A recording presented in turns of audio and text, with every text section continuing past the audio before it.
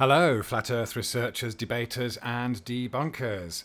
This photograph of a wind farm that is cut off at the horizon was posted in Twitter under the hashtag Flat Earth, so it came up in my feed, and it came with the question from this Globe Earth defender: how can flat earthers look at this observation and still keep on pretending that there is no curvature? So even though this has been demonstrated to be a normal phenomenon across a level surface outdoors several times over several years, the fact that this person is pretending they have evidence of curvature means that we have to explain and demonstrate and show how this person is wrong in their assumption. So we're going to do 3 or 4 things here. First, we're going to compare the globe Earth mathematics with the observation that we are seeing and see whether it fits with the model. And then we have to talk about the distinct difference between the ways of calculating or measuring any assumed curvature on the surface of the Earth. There are 2 different ways of doing it, and one of course is based on the observer's height above the surface and the distance that they would see to the horizon. And I'm going to show that that is quite an acceptable formula that does fit with what we see in reality when we look across a level surface. The horizon is not curvature, it is just something that we observe coming closer to us when we get closer to the surface and further away from us when we get higher above the level surface. And the other way of measuring or calculating curvature is the actual amount of curvature that we would expect to see or measure across a horizontal cross-section of a curved Earth, rather than relying on the observer's subjective perspective based on their height above the surface.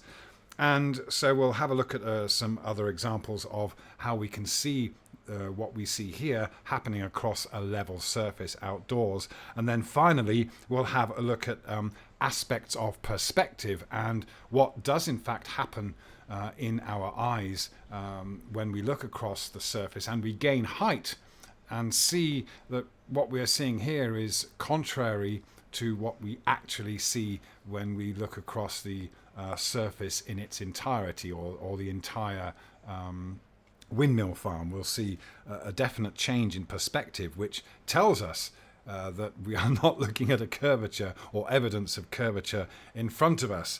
So let's first look at some details about this wind farm so we get an idea of what we're talking about here. So this is the picture that was cropped and used in the Twitter feed, and it's of the offshore wind park at Thornton Bank, and this is off the coast of Belgium. Now, the person who posted this particular photograph has said that they believe it perfectly shows the Earth curvature. Again, they're just assuming that this drop, or this apparent drop, or this cutoff is evidence of curvature rather than actually seeing any curvature on a globe that is supposed to be curving in all directions. So there's that. So we know where this wind farm is, and we can see some more details about it here. It's Thornton Offshore Wind Farm, and it's about 30 kilometers off the coast of West Flanders, Belgium, between Ostend and Zeebrugge.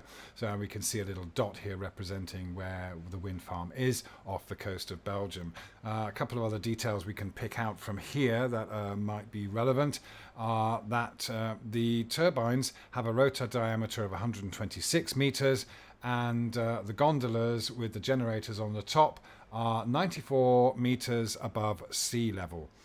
So we can just round that off to 100 to make things easier, but that gives us an idea of the dimensions and the distance that we're looking at. Okay, 30 kilometers away, and these things are about 100 meters in height.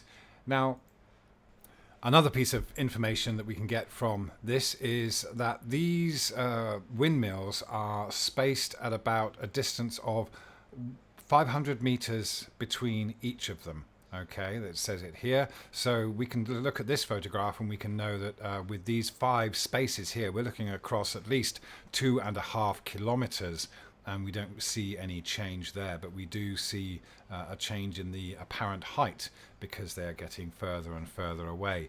And this particular angle is one that gives us not a straight on view. If we were looking straight on and these were going across the photograph, then they would all appear to be the same height.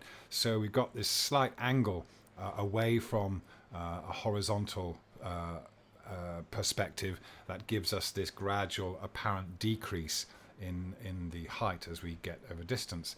That is one of those aspects of perspective. So let's take that information and put it into some Earth curvature calculators. There are a couple on this website, smokescreendesign.com. In fact, it's the only one I found where you have the option to do the calculations as people normally do them, based on the observer's height above the surface and the distance that they would see to the horizon, which is with this calculator here. And then we have another calculator that is a straightforward calculation of how much curvature we should see across the globe Earth of its specific dimensions at any given distance across the surface. So let's go back up to this one first, where we can see the distance that we determine to the horizon based on the observer's height. So you can put the height in feet or meters, and the result will be miles or kilometers to the horizon. So if we just put, for example, 2 meters, we get a distance to the horizon of 3.14 miles, or just over 5 kilometers. And so if we consider what we're looking at here with these windmills, we can put in a height of 10 meters, if you like, and we have a horizon that's 7 miles away, or 11.29 kilometers away, bearing in mind that what we are looking at is a wind farm. If this picture is taken on the shore, a wind farm that is about 30 kilometers away. All right, so this what we have here is a horizon that should appear much sooner than the 30 kilometers. Now, for me, this does actually fit with reality. The height above a level surface does make a difference to where we see the horizon appear.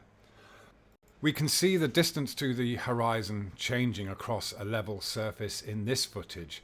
We're looking along a road that is level because it's on top of a dam, and it's about 600 or 700 meters long. And you can see that as we bring the camera down, the horizon across this level surface comes closer to us. And then when we bring the camera back up again, the horizon on the surface increases in distance away from us. So we can see that this actually does happen across a level surface. So why is that happening? And is it fair to say that this surface is flat or level? Well, of course, it's rugged. It's not going to be completely smooth. Only artificial surfaces are smooth for any great distance. When we look across the water or along the surface of the Earth's terrain, it is rugged. There are going to be dips and bumps in it, and of course with water there are waves, and this creates distortion, and the waves in front are large or appear larger than the waves behind. So eventually you get to this point where you cannot see the surface beyond those waves or ripples or rises and dilations in front of you.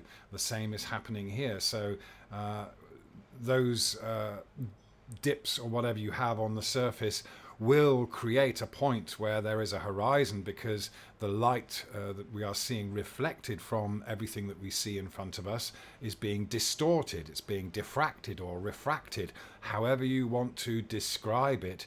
We basically have a limit to which to the distance that we can see across a surface that's in front of us, depending on how high we are above it. And you can see here that the street lamps, we know they're on a level road, but they also appear to drop down because of perspective, and we can't see the bottoms of these lampposts in the distance anymore. Not because there is any curvature between us and those distant lampposts. It's just that the optical horizon in front of us is the point at which everything else beyond it becomes distorted at that eye level. So you'll find that the horizon here that we see is actually a little bit below eye level. Eye level is where we see everything appearing to converge. We see mirroring and convergence in the distance there. So that shows us that this is what we see across a level surface in nature. It's not because of any curvature, and it also illustrates that it's quite silly to assume that the curvature of the Earth, which is supposed to be fixed, will change according to our subjective view, whether we are high or low above the surface. It doesn't change. It shouldn't change. So the very fact that the horizon does change when we gain height above the surface tells us that it's not curvature of any fixed ratio. It is simply the way our eyes work. Now, the reason that the distance to the horizon based on our height would appear to fit with the globe Earth formula for the distance to the horizon is because we are talking in terms of geometry. Perspective is described using geometry and angles and ratios. So this is why it would appear to fit. You can see here that everything in the image is converging to a center point, and it's doing so at a particular angle, which would vary depending on our subjective view and everything else in the image. But we have a 2D image, as we do in our eyes, but we understand distance because of this depth at which things appear to go into the distance at a certain angle. You can see here that these street lamps are all lined up on this line here, and eventually would taper to the center to a point where we don't see what's going on or above the surface. So this in itself also explains sunsets and why you eventually don't see the sun in the distance. It just disappears from our view. It's not going down below any curvature in the distance. Okay, let's just have a look at this image just to show that in a bit more detail. You can see that the everything in the image is going in that direction, and that's perspective, and it's described in terms of geometry and angles. So of course that is the same way that everything is described when it comes to the globe model. So this is why looking across a level surface and seeing the horizon come and go depending on our height is converted and translated into an imaginary curve on the surface of the Earth. It's not. It's the geometry of perspective that then becomes the imaginary curve of a spherical Earth, when actually we are living on a level Earth and can always be demonstrated like that. And when we compare the images, we can see a lot of similarities. On the right, we know that we're looking across a level road, and we see that the bottoms of the lampposts in the distance get cut off. We can't see them anymore, and they just become part of the horizon at our eye level above the surface. On the left, we also see these windmills being cut off at a much greater distance, and so it will be quite a lot more exaggerated. And we also know that water is indeed level. We do know that if this was some kind of edge or beginning of curvature, like a waterfall, then the water would fall. There's no reason to assume that at the point that we see the horizon, the properties, the physical properties of water suddenly change to not flowing like they would down a waterfall, or as is often perceived as falling down over the edge of a flat earth, which is not anything that any of us actually believe in. Nevertheless, that's clearly not happening at the horizon. We see the same thing happening that can be observed across a level, rugged surface of a great distance.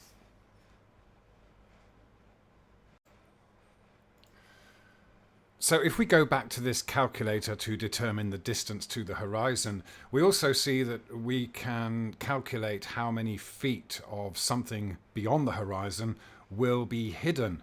And so let's do that for what we are seeing here. Let's assume that the photographer was 2 meters above the surface, standing on the shore. So that would mean that the windmills are about 30 kilometers away. We calculate that and we get our 3.14 mile horizon, or just over 5 kilometers. And that's quite a short distance between the shore and the windmills. So there is this cutoff point somewhere between us and the windmills, just as we saw with a level surface just now, and as we saw with the lampposts on the road that were obscured beyond that horizon, we also see the windmills here obscured by this horizon. And it tells us here that we have 160 anything that's 160 feet or less will be hidden below the horizon. So in some senses that would appear to fit with what we observe here. We've got those distant windmills that have almost disappeared, and we know that they're about 100 meters high. So we've got some similar kind of effects going on here, but it's really not as accurate as this calculation would have us believe. And of course you can argue about refraction and diffraction, but ultimately refraction and diffraction happens across a level surface, and that prevents us from seeing the true nature of what is in front of us at that distance anyway. It's nothing to do with light bending round a curve of the earth or anything like that. It happens across a level surface. But another thing we can do when looking at the difference between the windmills in the front and those behind is that we see at least half of those structures hidden as they get further away. So let's say that about 40 meters, maybe 40 or 50 meters of windmill is being hidden when we look at the ones at the back compared to the ones at the front. So if we have a look at that, remember that we saw that the windmills were about 500 meters apart. So if we've got 5 in a row away from each other, then we can say that they're about 2.5 kilometers. There's about 2.5 kilometers between the first one and the last one. And we can see that the actual amount of curvature that we would expect to see across that distance is minuscule. It's just over 1.5 feet or less than half a meter of curvature between the first windmill and the last one, if there are 5 in a row there. And so that doesn't correlate with the massive drop we would appear to see between the first and the last one in this image, where the one at the back appears to be about 40 or 50 feet or meters, lower than the first one. So again, there's something else going on, isn't there? It's not curvature that's doing that. The Earth isn't curving that much in 2.5 kilometers. So it's ridiculous again to assume that this apparent drop is any kind of curvature, because then you basically got this I don't know, like a ledge, as it were, if that's what you're envisaging. So this is another proof that what we are seeing is not the same as the mathematics that is used to determine how much curvature we should be able to see or measure. Another way you can easily disprove the idea that those windmills have gone down a curve beyond the horizon is simply by understanding perspective and trying it out for yourself. Because what we have at the moment is something that might appear to fit with this idea that beyond the horizon the surface of the Earth is curving down and away from us, as we see these windmills at a greater distance appearing to do. But that again is simply because of our low perspective. We're close to the surface, and so these things in the distance are now acting in accordance of perspective, because they are actually still above the horizon. So anything above the horizon will appear to go down towards the horizon. But once we gain height, assuming that this is curvature in front of us, then that downward trend should continue. We should then have to continue looking down as we gain height above the surface to see those more distant windmills, shouldn't we? If that is the assumption. But of course we know that that doesn't happen. When we gain height, yes, this is much closer, but it's an example of what happens to the more distant objects as we gain height, and we still see them on the surface.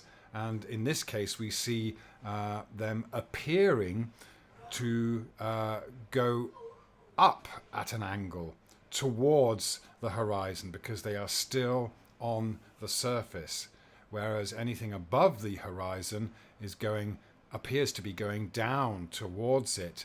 We can see that in this photograph where everything above eye level is going down towards the horizon. Everything below eye level is going up towards the horizon. So this really depends on our perspective. And again, the more distant ones are in this case going up, whereas over here they are going down. And that is nothing to do with any assumed curvature of the Earth. It is to do with our subjective relationship with what we are seeing in the distance and whatever is lying in between us. It's really as simple as that if you go and make your own observations. There's no curving down going on here. There is only this apparent ramping up of the surface in the distance. That is how we see level surfaces.